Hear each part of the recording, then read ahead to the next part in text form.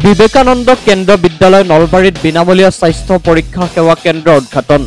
শনিবাৰে নলবাৰী জিলাৰ সহকাৰী আয়ুক্ত সুপৰ্ণা দেৰ উপস্থিতিত বিবেকানন্দ কেন্দ্ৰ বিদ্যালয় নলবাৰীত বিনামূলীয়া স্বাস্থ্য পৰীক্ষা সেৱা কেন্দ্ৰ মুকলি কৰা হয়।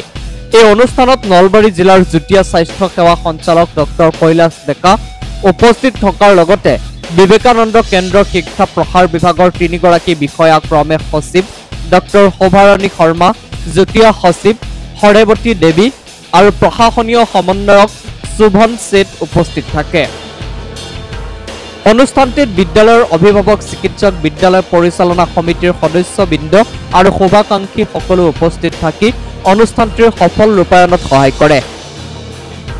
এভান্ট গ্ৰেডৰ দ্বাৰা সঞ্চালিত ক্ৰাফ্ট ব্লেন্ডছ নামৰ হাইব্ৰিড অৰ্থাৎ মিশ্ৰিত শিকন প্ৰকল্পই দেশৰ শিক্ষা ব্যৱস্থাত এক যুগান্তকাৰী পৰিৱৰ্তন অনাৰ সময়ত বিদ্যালয়খনৰ এই কাৰ্যসূচীয়ে সমগ্ৰ নলবাৰী জিলাতে সকলোৰে দৃষ্টি আকৰ্ষণ কৰিবলৈ সক্ষম হৈছে। উল্লেখ্য যে নলবাৰীৰ বিবেকানন্দ কেন্দ্ৰ বিদ্যালয়ত এই হাইব্ৰিড লাৰ্ণিং প্ৰকল্প আনুষ্ঠানিকভাৱে 15 জুন 2024 তাৰিখে উদ্বোধন কৰা হৈছিল। প্ৰথম পৰ্যায়ত 22খন CBSE বিদ্যালয়ত আৰম্ভ হোৱা এই প্ৰকল্প বৰ্তমান 800তকৈও অধিক নিৰ্বাচিত CBSE বিদ্যালয়লৈ বিকশিত হৈছে।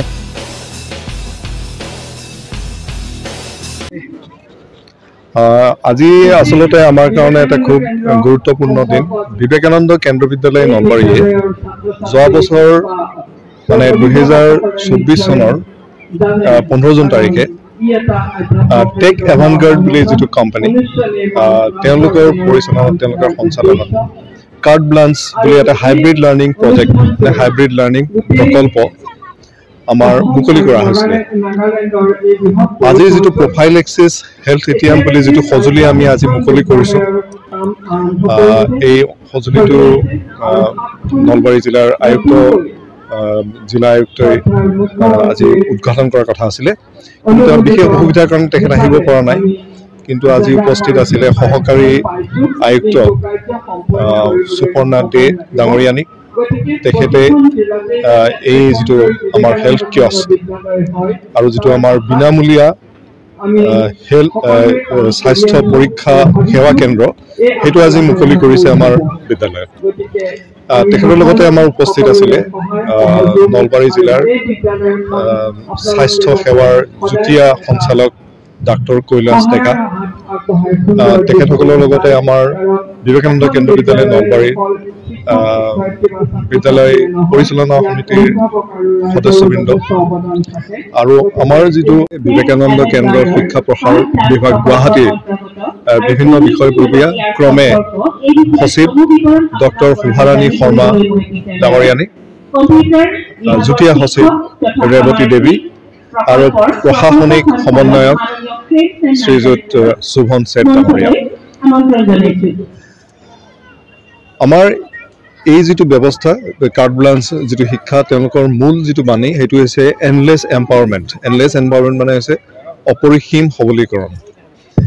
এই স্বাস্থ্য সেৱা মিশ্ৰিত যিটো শিক্ষণ পদ্ধতি, এইটোৰ মাজেৰে শিক্ষক শিক্ষাৰ্থীয়ে আটাইকে সবলীকৰণৰ দিশে আগবঢ়াই লৈ যাব বিচৰা হৈছে।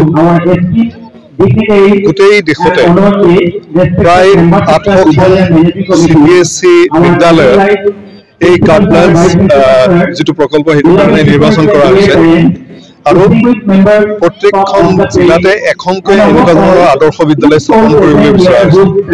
আৰু এই 800খন বিদ্যালয়ৰ ভিতৰত আমাৰ স্কুল এখন, কিন্তু প্ৰফাইল এক্সেছ হেল্থ এটিএম বুলি যিটো সঁজুলি, এই যিটো মেচিন আপোনালোকে দেখা পাইছে, এই মেচিনটো কেৱল 64খন বিদ্যালয়তহে এতিয়া স্থাপন কৰা হৈছে এই 800 বিদ্যালয়ৰ ভিতৰত।